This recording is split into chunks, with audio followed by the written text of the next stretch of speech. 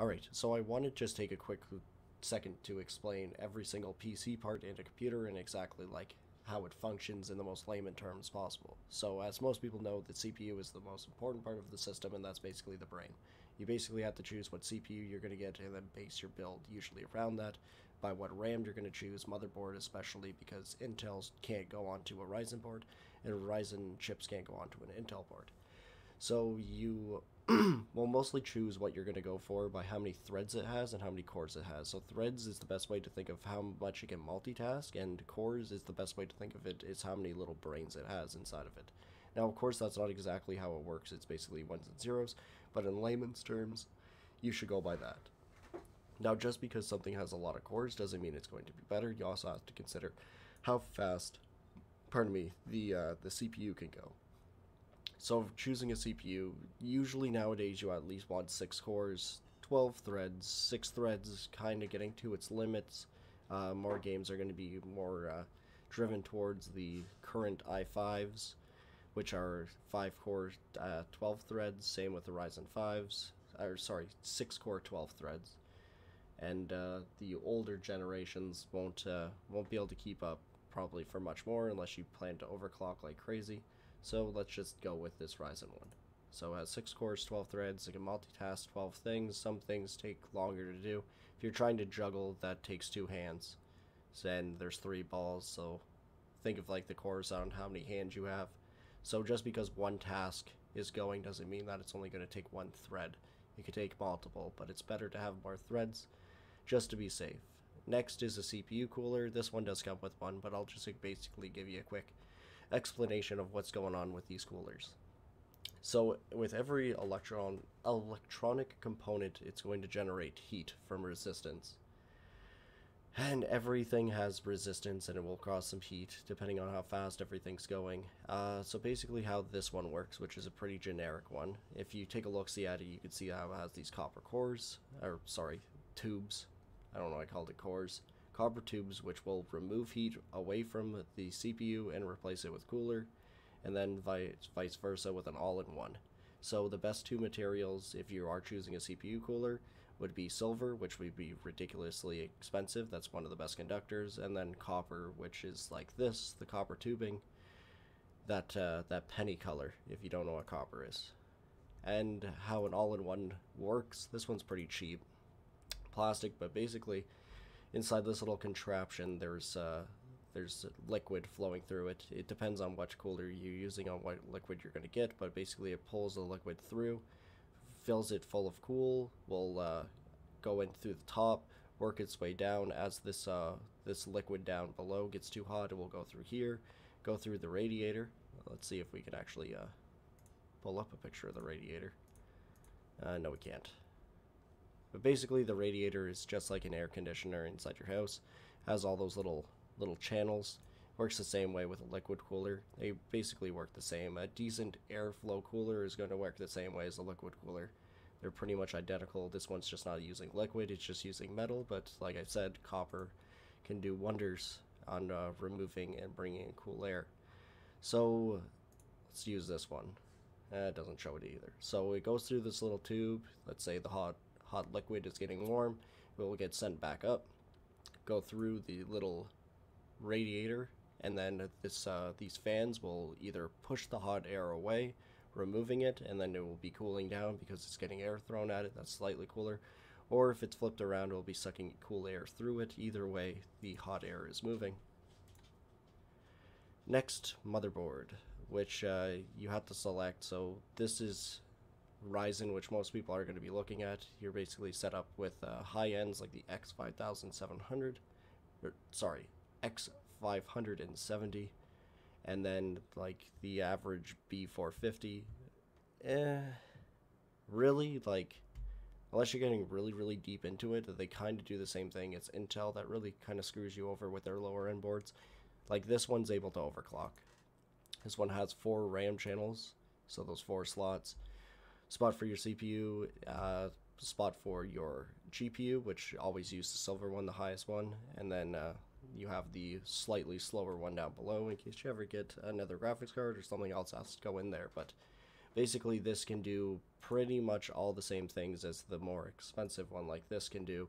This one just has an extra couple features and usually better power consumption and maybe a little better overclocking. I've never used an X570 or anything like that because I don't like the extra moving component. I don't really trust that fan.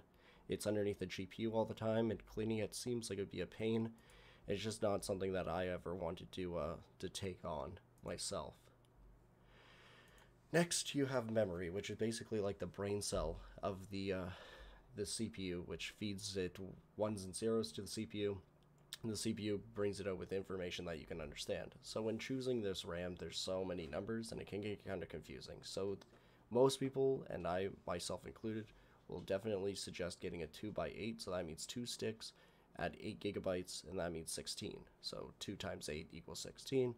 And then you have to worry about speed. The reason I say use 16 is like I have 16 in currently right now, and with bare minimum, my computer is using 27% of my memory. That's no gaming going on whatsoever. Everything seems to be very low. So 27 already is being taken. So that extra bit that I have, that 70%, give or take, is going to be for gaming. And if you ever want, you can always upgrade to 32, but like most people will say, you're not going to see too much of a performance. Those 32 gigs are just going to be sitting idle. Your PC will just be sitting at 13%, and when you're gaming, maybe go up to like 60 or 70, and then again, it's just sitting there wasted. So let's look at exactly what this RAM is. So alright, so let's like the configuration. So 1x8 means 4 gigabytes at 1 stick, 1x8 means 1 gigabyte, or sorry, 1 stick 8 gigabyte, 2x4 is 8 gigabytes, but it's separated into 2 4 sticks, and so on. And then color obviously doesn't matter. Now latency. Now this one, this one is harder to explain. So lower latency, the better. But then we're going to get into CAS latency, which is one that you have to watch out for. So you always have to look out for this number, like these numbers. This number, which is the speed, which Ryzen gets its bump at 3,200. Most people would say go to 3,600, and it is for sale. But then you have to worry about CL number. So you can see how that CL number went from 16 to 18. Now, the higher number for speed is better. So if you get 4,000, that's better than 2,400. But when you're looking at the CAS latency, that's completely different. 12 would be better than 18, so lower's better. So let's pretend that you're in a car, and you can go up to, let's say, 36 miles per hour, and you're driving really good. But you have to make 18 stops. So you have to stop 18 times, and eventually that's going to catch up with you. So let's say you were driving a car going 24 miles per hour. This is a stupid analogy, but it's just an easier way to remember this. So let's say you're going 24 miles per hour, but your CL is 12, so you're making 12 stops. Eventually, these two numbers are going to eventually get themselves at the same spot. You understand what I'm saying? So if you're going 36 and you have to make 18 stops, and I'm going to 2,400, but I only have to make 4 stops, eventually I'm going to catch up to you, so you have to kind of choose what you're getting. So I would always try to say at least get 3,200 at CL16, which is perfect. If you can get CL14, it's very expensive, but if you can get it, that's way better. 3,600 at CL16 would be great. So the conversation that always comes up is 3,200 at CL16 versus 3,600 at CL18. What's better? Now, for the most part, you're not going to see too much of a benefit. If you had CL16 at 3,200 and you went to 3,600 at CL18, it's almost like identical. It's almost better to choose the lower speed at the lower cost. Because real quick, what are we at here? 119. This isn't exactly a perfect way to test it, but yeah. So yeah, $118 at CL16. Or sorry, $118 at CL18 at 3,600, or $89 at 3,200 at CL16. So you might as well just go for the cheaper. The added benefit is like maybe 1 or 2%, and that's what I was talking about, where eventually that gap of performance to speed will get sucked in. So always choose the lowest CL possible, but the highest MHC, and choose your buying based off price. I have to do a lot of backing up now. Yep. There we go. So memory's done. Now storage, super easy to explain. Hard drives have moving mechanical parts. So this is a hard drive. HDD means it has think of a Walkman, a disc, and it's spinning and it's reading information. A little bit slower, but perfectly fine if you're doing a hybrid. Then you got the standard SSD, solid state drive, has no moving parts, much quicker, 10 times faster on average. Then you have the average M2 SSD, which is also no moving mechanical parts. As you can tell, it's just a chip that slides into your motherboard. And this doesn't have a cable to slow it down whatsoever. These other two need to be hooked up by cables to the motherboard to feed information. These M2s get slid right in, and that's the end of it. It can also help with airflow because there's no cords blocking any air. And then you have like heavy duty ones like an Nvme, which I'm pretty sure this one is. And that's like an incredibly fast. This is like top of the top currently, but I'm sure sooner or later it will come to an end. So you have hard drive, moving mechanical parts, slow.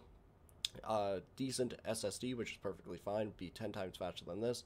And then you have like M2 SSDs, NVMe. Actually, this one is an NVMe. This one is their standard.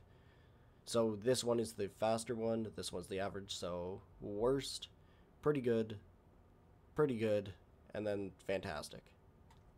That's the best way to explain it. I'm sure the Samsung will have some arguments.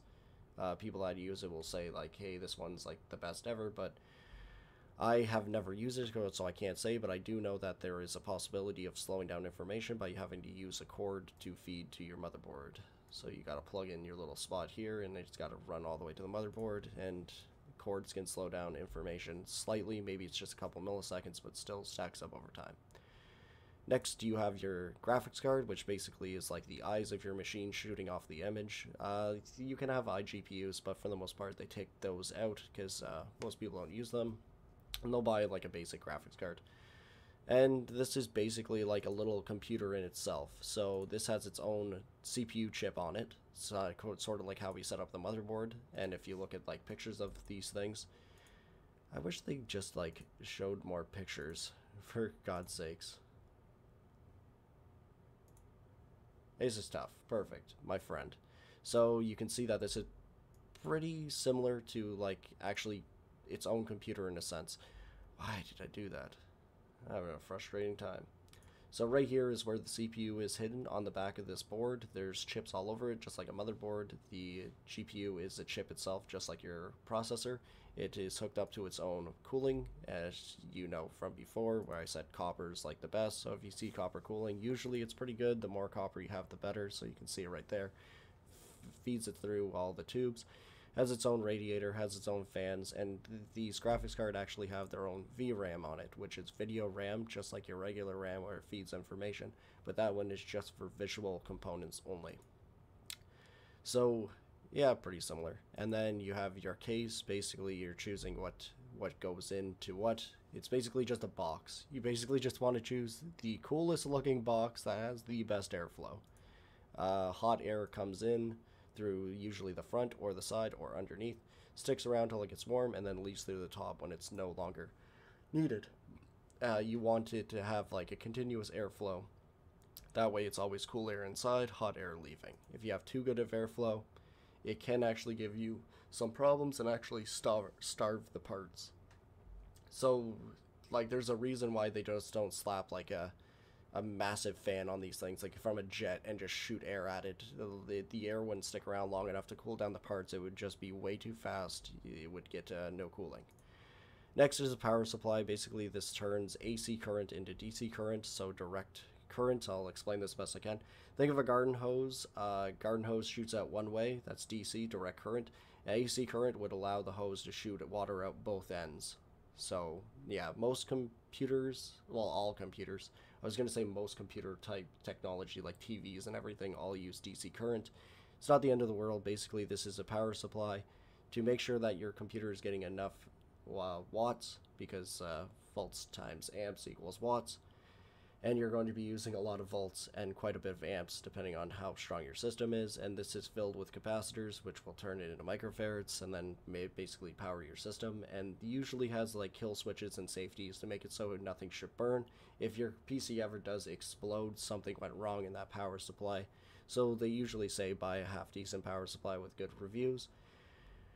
Yeah, so like something like Corsair will definitely have more gold inside this thing than not. You can always tell usually how good a power supply is by how much it weighs. You don't want too light of a power supply. That means that it's using lesser components, which means less thick wires, which could burn up, explode. So that's never good. It's a weird way to judge it, but it's like a rule of thumb. If it's a heavier power supply, good chance it's made with better metals. And really, that's pretty much it. Like, you got your case fan monitors, which is pretty self-explanatory, but that, in a nutshell, is basically how to pick a PC and what the parts do. Sorry I made it so long and really off topic, but just wanted to get that out there.